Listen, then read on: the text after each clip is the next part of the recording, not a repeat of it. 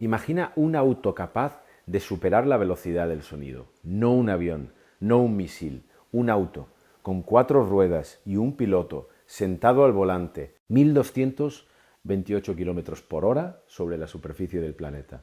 Una velocidad tan brutal que el propio estruendo sónico hizo temblar las ventanas de un pueblo a kilómetros de distancia. Esto que te estoy contando no es ciencia ficción. Ocurrió de verdad en el desierto de Nevada, en octubre del año 1997, y la historia detrás de cómo se consiguió este récord absoluto es una de las más increíbles de la historia del motor. Un piloto británico, un equipo de ingenieros obsesionados con romper lo imposible, 2 motores de avión de combate y un sueño que llevaba décadas resistiéndose a los seres humanos. Pero aquí está el dato que te va a explotar la cabeza. Y por eso te pido que te quedes hasta el final. Ese récord, ese 1228 km por hora, sigue intacto a día de hoy. Casi 30 años después, nadie, absolutamente nadie en todo el planeta ha conseguido batirlo. Y al final del vídeo te voy a explicar la razón científica por la que probablemente nadie lo va a batir en mucho tiempo. Quédate hasta el final, porque ahí está la clave. Para entender por qué este récord es tan especial, tenemos que viajar al Reino Unido de los años 80. En aquel momento, el récord absoluto de velocidad en tierra estaba en manos de un equipo americano. Llevaba en su poder desde 1965. Pero en 1983, un británico llamado Richard Noble decidió que ya estaba bien, que era hora de devolver el récord al Reino Unido. Y se construyó un cohete con ruedas al que llamó Thrust 2. Con ese vehículo, Noble alcanzó los 1019 km por hora en el desierto de Nevada. Récord mundial, récord histórico. Pero Noble no se quedó tranquilo, porque había algo todavía mayor por delante, una frontera que ningún ser humano había cruzado jamás sobre 4 ruedas, la barrera del sonido. Durante los años 90, Noble dedicó toda su vida a una sola obsesión: construir el primer auto del mundo capaz de romper la barrera del sonido. Su proyecto se llamó Thrust SC. Las siglas SC venían de Supersonic Car, auto supersónico. Y para hacerlo posible, reunió a un equipo de ingenieros que parecía sacado de una película. Ron Ayers, especialista en aerodinámica de misiles; Glyn Bowser, experto en estructuras militares. Y como piloto, eligió un personaje muy peculiar: Andy Green, un teniente de la Fuerza Aérea Real Británica con experiencia en cazas. Pero Green no era solo un piloto militar, también tenía un doctorado en matemáticas por la Universidad de Oxford. Y eso era exactamente lo que necesitaban, porque para conducir algo así no servía cualquier piloto de carreras. Hacía falta alguien capaz de entender los cálculos físicos del vehículo y de mantener la cabeza fría a velocidades a las que el ojo humano ya no procesa imágenes con normalidad. El Thrust SC era una bestia mecánica como ninguna otra. 16 metros y medio de longitud, 10 toneladas y media de peso. Y 2 motores Rolls-Royce Pay, exactamente los mismos motores que usaba el caza de combate F-4 Phantom. 2 turborreactores capaces de generar más de 50.000 libras de empuje combinado. Para que te hagas una idea, eso es suficiente potencia para impulsar un caza supersónico a 15.000 metros de altura. Pero todo eso ahora iba a estar pegado al suelo, intentando romper la velocidad del sonido sobre 4 ruedas. La locura del proyecto era tan grande que muchos expertos predijeron un desastre. Decían que a esa velocidad el auto se desintegraría, que las ruedas reventarían, que el piloto perdería el conocimiento. Pero Noble y su equipo siguieron adelante. Y para evitar el problema de los neumáticos reventando a velocidad supersónica, tomaron una decisión radical. El Thrust SC no llevaba neumáticos de goma como cualquier otro auto. Llevaba ruedas macizas de aleación de aluminio, 4 discos sólidos de metal puro, sin aire, sin caucho, sin nada, porque a más de 1000 km por hora cualquier neumático convencional se desintegraría en milésimas de segundo. Cada rueda pesaba más de 120 kilos y giraba a más de 8000 revoluciones por minuto durante el intento.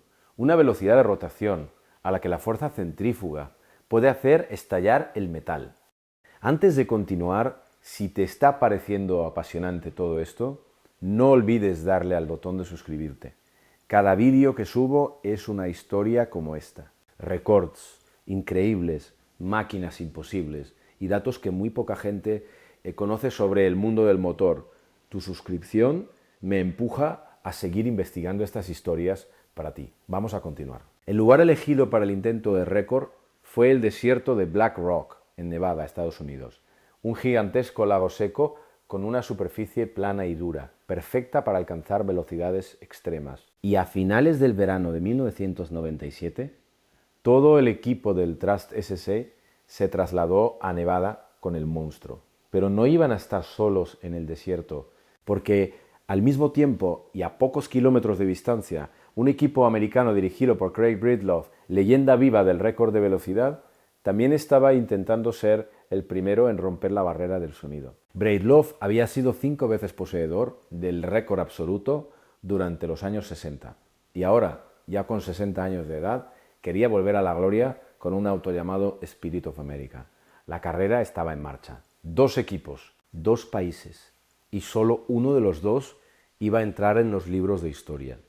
El 13 de octubre de 1997, Andy Green se subió al Trust SC y consiguió superar la velocidad del sonido. Pero hubo un problema. Las normas oficiales para homologar un récord exigen completar 2 pasadas en sentidos opuestos dentro de la misma hora y promediar las velocidades de ambas. Y ese día, Green no pudo completar la doble pasada en el tiempo permitido. El récord no se homologó.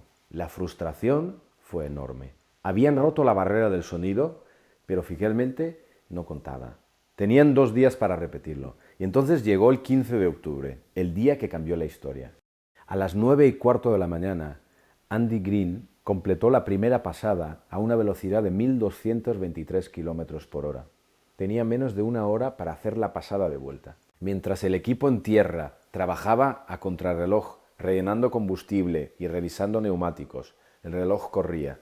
45 minutos después, Green volvió a entrar en la zona cronometrada, pisó el acelerador, el Trust SC rugió y alcanzó los 1.233 km por hora en sentido contrario. El promedio quedó en 1.227,98 km por hora. Mach 1,020.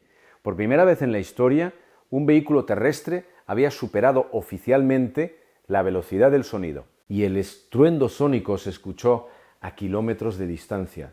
Los habitantes del pueblo más cercano sintieron cómo temblaban las ventanas. Algunos creyeron que se trataba de un terremoto. Otros pensaron que un avión militar se había estrellado. Nadie imaginaba que aquello había sido un auto.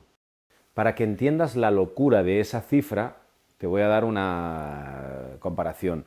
A 1.228 km por hora, el Trust SSC recorría más de 340 metros cada segundo. 3 campos de fútbol enteros por segundo, la distancia que un coche de calle normal a 120 km por hora tarda 10 segundos en cubrir, el Trust SC se la cubría en menos de 1 segundo.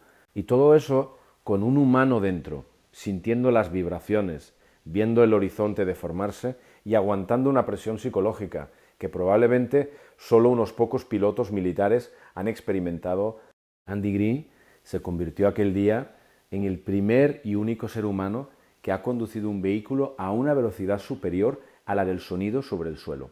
Un récord que sigue siendo suyo en exclusiva casi 3 décadas después. Y aquí viene el dato que te prometí al principio, la razón por la que ese récord no se ha batido. Resulta que a la velocidad a la que viajaba el Trust SC ocurren fenómenos físicos brutales. Las ondas de choque que genera el auto al moverse a velocidad supersónica levantan polvo, piedras y arena que pueden destruir cualquier componente. Los neumáticos sufren tensiones tan extremas que pueden deformarse o desintegrarse en milésimas de segundo. La dirección se vuelve casi inoperante, porque las leyes de la aerodinámica cambian completamente al cruzar la barrera del sonido. Y por si fuera poco, encontrar una superficie suficientemente larga, plana y resistente para hacer el intento es un desafío logístico tremendo. Necesitas un lago seco de al menos 20 kilómetros de longitud, perfectamente plano, sin rocas ni grietas y con permisos gubernamentales para usarlo. Lugares así, en todo el planeta, se cuentan con los dedos de una mano. Después del Trust SC, Richard Noble lo intentó de nuevo con un proyecto sucesor llamado Bloodhound LSR, Un auto diseñado para alcanzar los 1.600 km por hora.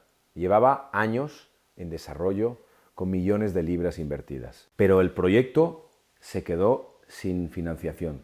Tras varios intentos en Sudáfrica que se quedaron muy lejos del objetivo, la iniciativa se canceló oficialmente. Y el récord del Thrust SSE sigue ahí, sin que nadie haya conseguido acercarse, casi 30 años después. Lo más impresionante de esta historia no es solo la cifra ni la hazaña técnica, es darse cuenta de que romper récords absolutos como este no es solo cuestión de dinero o de tecnología, es cuestión de obsesión, de paciencia y de un equipo dispuesto a dedicarle más de una década de su vida a algo que la mayoría considera imposible.